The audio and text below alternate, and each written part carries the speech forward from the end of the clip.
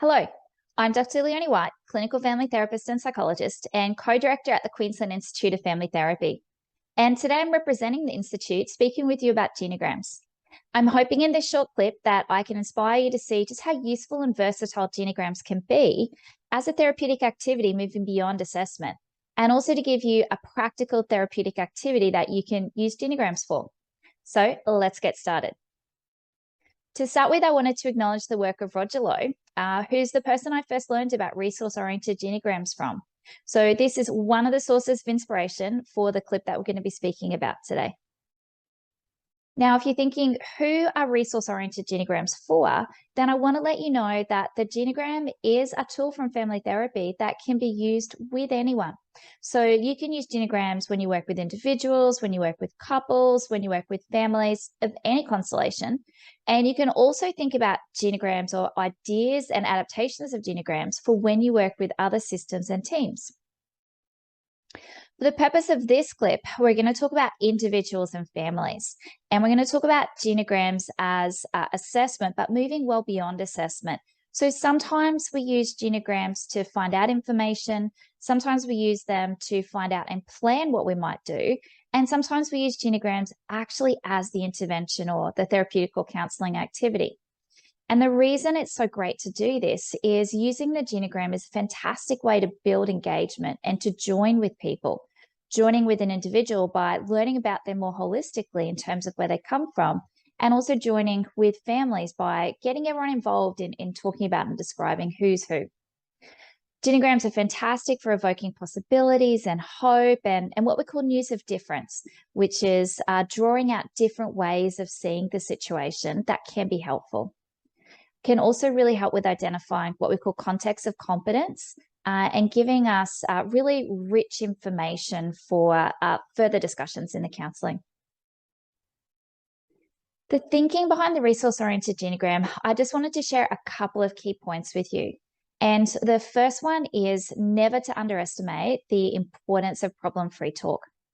Often when people are coming for counselling and support, they're feeling really overwhelmed or crowded in by the problem. It's almost like they're wearing a set of blinkers that stops them from seeing other aspects of life. And so when we engage in problem-free talk in a really genuine way, we help understand the full story of a person and help them reconnect with those other aspects as well. It's also a really fantastic way to evoke possibilities. So we use the term eliciting, and this is where we're inviting clients to notice and identify instances of difference or change that are consistent with their preferred future.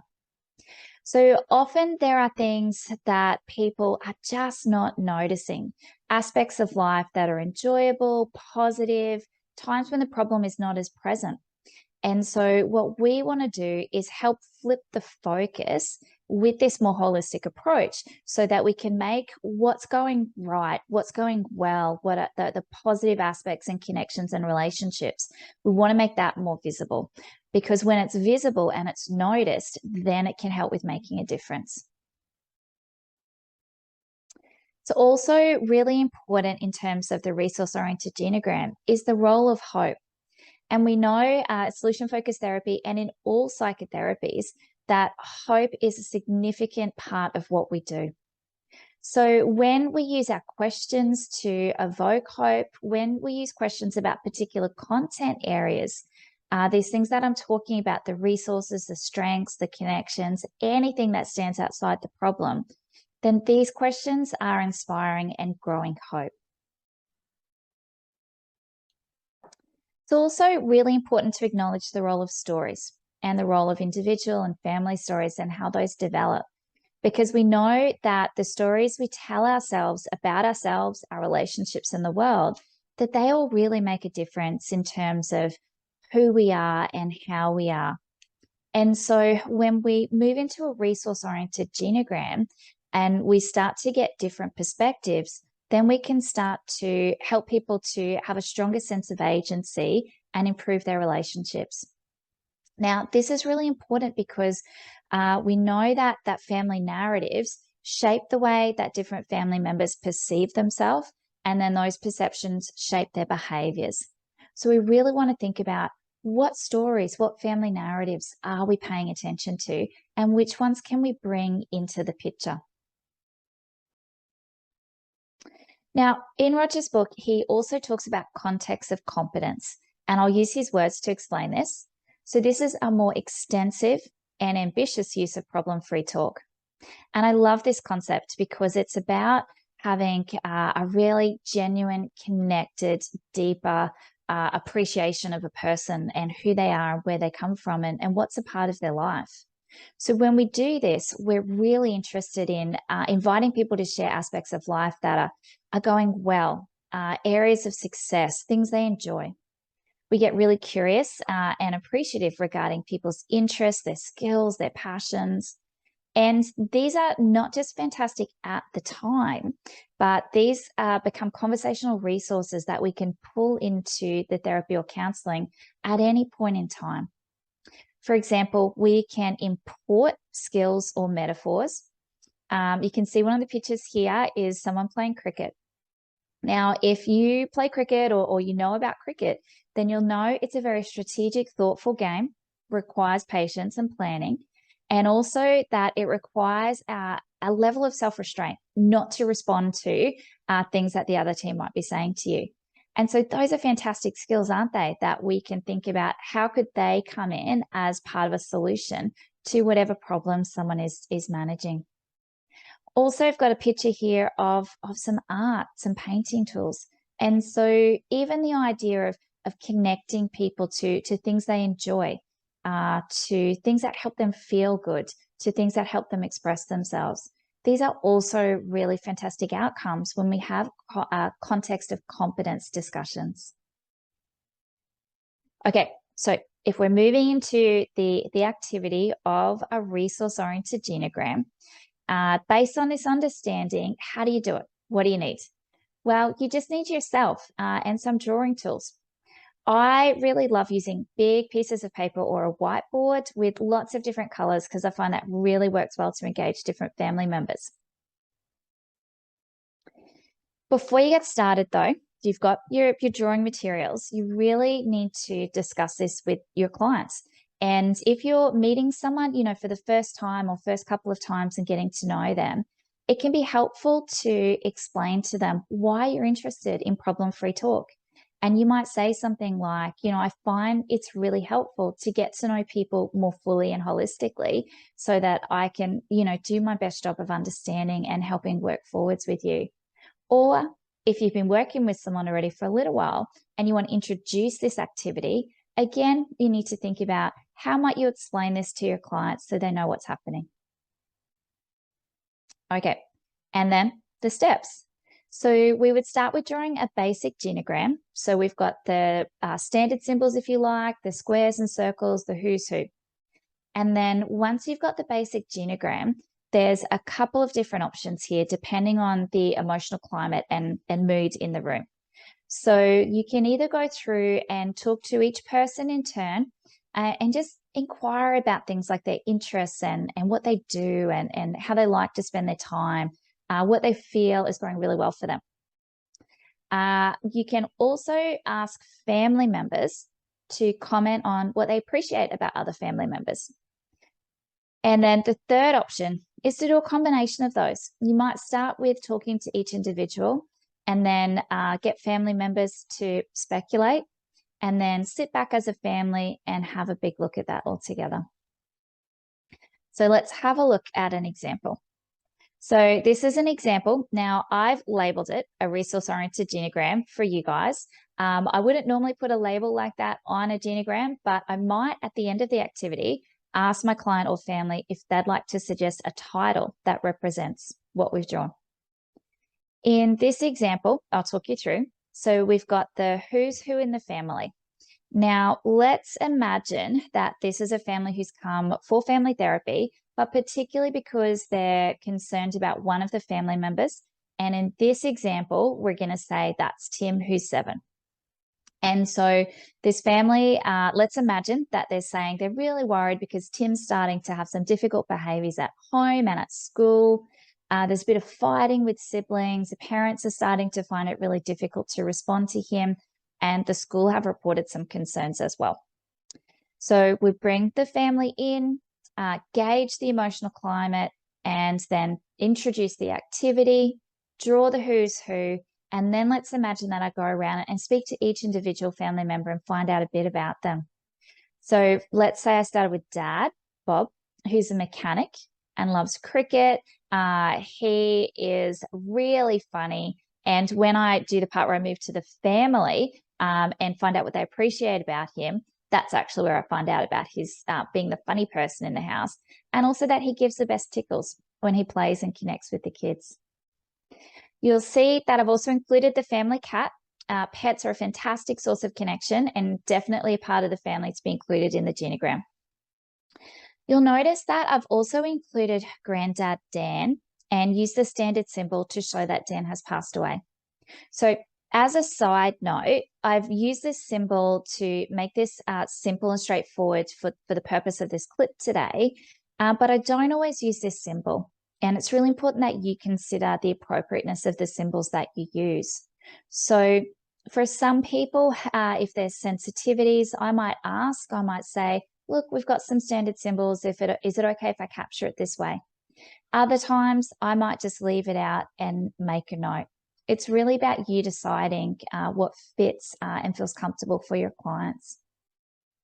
In this family, Dan is a presence in the family, and so it was important to include him in this discussion. Sense of humor is a shared family resource, and his love of hiking that he passed down to Mum, who's Sue, and then flowing through the kids with a love of being outside. Okay, so you can see here that we've got lots of fantastic information about all of the different family members. And what a way to shift the focus and to help the family see themselves more fully, to help them see the young person who's been brought along as needing help a bit more fully, and to shift the focus from an individual and individual problems to thinking about the family and thinking about the family as a resource. You'll also notice that I've used different colors here, and that's a personal preference and something that I find works really well with families, especially with kids. Getting people to choose colors, use their own colors, and get as much involvement as possible. Okay, so genogram in itself, a fantastic intervention, but let's see how we can start to pull it forward and use it more therapeutically. So these are just some possible ideas or topics of conversation that might be points to follow in a counseling session. So we could talk about Buddy, the cat, and his role as a source of connection, and also an opportunity for the kids to develop their responsibility with doing chores, looking after him. We could talk about outdoors, that shared love of outdoors, and how that gives fantastic opportunities for family bonding and connection. Maybe they're doing weekend activities together or planning a holiday. This love of outdoors and being active is also a fantastic resource for managing challenging behavioral situations like the after-school meltdown. And so we might weave that into an afternoon routine where the kids are doing some activities outside to burn off excess energy. We can also see fun and humor throughout the family. And what a fantastic way to reduce tensions, diffuse situations, and also, again, increase family bonding and relationships, because we know about that relationship between laughter and oxytocin. Now, the kids play sports. We've got some team sports happening. Now, we know soccer and netball, all team sports are involving cooperation and people having different roles in the team. So I wonder how cooperation and different roles in the family might be fantastic resources. We know from the genogram that Mum loves baking. And so then I get really curious, how does baking happen in the family? How does it bring people together? Do they share the treats on the weekends? Are they lunchbox treats that demonstrate love? We've got gardening and cricket as well, which both require patience. And so I get curious, how might patience be a resource in the family and responding to different family members and supporting the kids in the development of their social emotional competence? Dad is a mechanic. Now, I imagine mechanics have to spend time working out where the problem is, what's going wrong, and what steps to take to solve problems. And so again, I'm thinking, How might that be a resource in the family? And then noticing mum works as an administration officer and thinking about the organizational skills that are involved and what a resource that is to the family, especially with the kids doing different activities. And so you can see, even just briefly, what a fantastic selection of conversations that we could have to strengthen and support the family. I wanted to also just quickly show you a different way to draw this. So some families that we work with, there might be sensitivities around who's connected to who and how. And I wanted to let you know that you don't always have to use the standard genogram symbols or drawing format. In this example, I have used the squares and circles, but I've just popped everyone who lives together in the house. So hold that in mind and feel free to be flexible and creative and do this in a way that fits for the people whom you're working with. Then to finish up this clip today, I just wanted to give you some extra tips and tricks for when you're doing this type of therapeutic activity. So the first one is to use curiosity rather than enthusiasm. And if you're thinking, what does that mean? Why can't I be enthusiastic? The risk is if we're overly enthusiastic and move into cheerleading, then we can notice things and become more excited about things that the family themselves or the client aren't quite as excited about, and we can get off track. Imagine, for example, if I became really excited about mum's baking and how it's a fantastic source of connection, and mum says, yes, but the kids don't really appreciate it and they leave a huge mess. And so I can start to move off track. Whereas if I'm staying curious about the different aspects of family life and skills and interests, etc., I'm more likely to be able to find a story or a piece of information that's going to make a difference and fit really congruently with my client. Okay, also keep in mind that there is the possibility of negative comments. So if you're wanting to do an activity like this, you must always be thinking about that emotional climate and atmosphere and using your clinical judgment to decide when and if it's the right time.